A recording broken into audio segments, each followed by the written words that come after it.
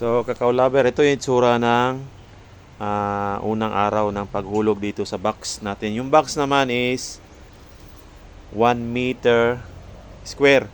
Tapos kalahati, mga 40 centimeter yung height niya. So, ito yung itsura niya. While, ito naman yung pang 3 araw, tsaka pang 4 na araw. Ito pang 3 araw to. So, ma-brown-brown po siya. Oh. Tapos, mainit.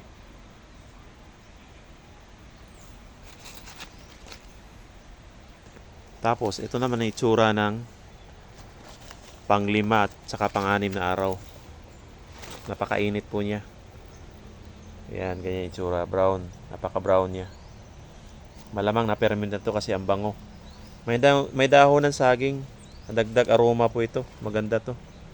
Ito, tingnan nyo po. Oh. Ang ganda oh. So, halatang napiperment talaga kasi brown na brown siya. Ready for drying ito. Baka bukas to.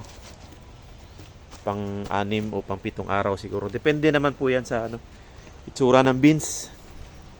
Sa pag-cut test. So, kailangan ferment talaga. Fermented. So, 2 araw. 2 rito. 2 ran dito.